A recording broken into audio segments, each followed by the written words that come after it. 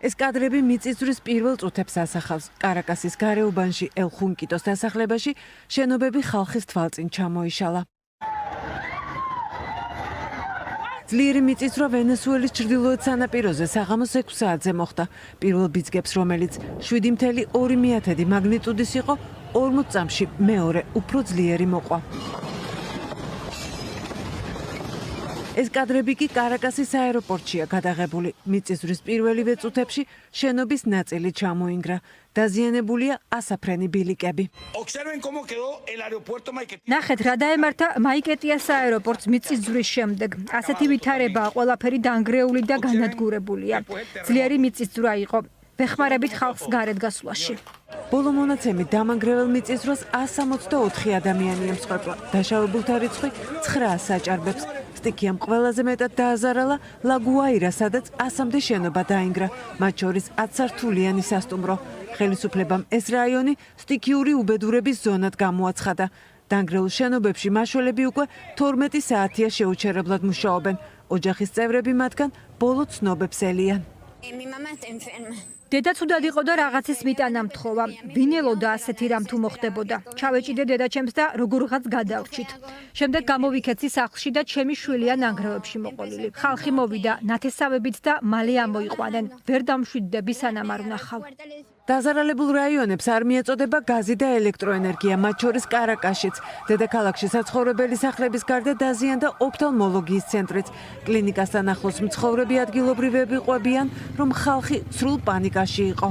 მიწისძვრის დროს სახლს შევიყავით. ტელეფონზე შეტყობინება მოვიდა. ვერც კი მივხვდი რა იყო. პირველი რაც გავაკეთე, ოჯახი გამოვიყვანე სახლიდან. ძალიან ძლიერი ბიძგები იყო. შემდეგ მოვიდნენ მთავრობიდან, ფოტოები გადაიღეს, შეამოწმეს და წავიდნენ. ვენესუელას ერთ-ერთმა პირველმა დახმარება შეერთებულმა შტატებმა შესთავაზა. დონალდ ტრამპის ბრძანებით სტიქიის ზონაში მაშველების დასახმარებლად 2 ბრიგადა მიემგზავრება. 6 სამხედრო თვითმფრინავს აგზავნის გერმანია. შვეიცარია კი მაშველებთან ერთად კინოლოგთა ჯგუფებს ამზადებს 18 ტონა აღჭურვილობასთან ერთად. მაშველები დაეხმარება ვენესუელას, ესპანეთი და საფრანგეთი. ნიდერლანდებმა განაცხადა, რომ 2 მილიონ ევროსაც გამოყოფს. მიწისძვრის შემდეგ სატელეფონო საუბარი შედგა მარკო რუბიოსა და ვენესუელის დროებით პრეზიდენტს დელსი როდრიგეს შორის. იმის გამო, რომ კარაკასის აეროპორტი და ასაფრენი ბილიკები დაზიანდა, ამ კუთხით ვენესუელას პენტაგონი დაეხმარება. ჩვენ უკვე გზავნით სამძებრო სამაშველო ჯგუფებს ვირჯინიიდან და ლოს-ანჯელესიდან. კიდევ რამდენიმეს დავამატებთ. ამჟამად გადაუდებელ საჭიროებას წარმოადგენს სამძებრო სამუშაოების ჩატარება. ამიტომ მათ დიდი დახმარება დასჭირდებათ ნანგრევების შესამოწმებლად. ძალიანაა დაზიანებული აეროპორტი. თავდაცვის დეპარტამენტი გაგზავნის იქ თავის ჯგუფებს. ასევე ვეხმარებით მათ ფოტომასალით, სანაპირო ზოლის გასწვრივ, სადაც ზარალისა და შედეგების შესახებ სრული სურათი არ გვაქვს. ეს არის გადაუდებელი მოკლევადიანი საჭიროებები მომდევნო 48-72 საათისთვის. ნანგრევებში ხალხია მოყოლილი და ისინი გადარჩენას საჭიროებენ. სხვა ქვეყნებმაც გამოთქვეს სურვილი. კატარმაც შესთავაზა. რეგიონის სხვა ქვეყნებმაც, სალვადორმა, ჩილემ ერთმანეთთან კოორდინაციაში ვართ. ვენესუელაში მსგავსი სიძლიერის მიწისძვრა ბოლოს 1900 წელს იყო.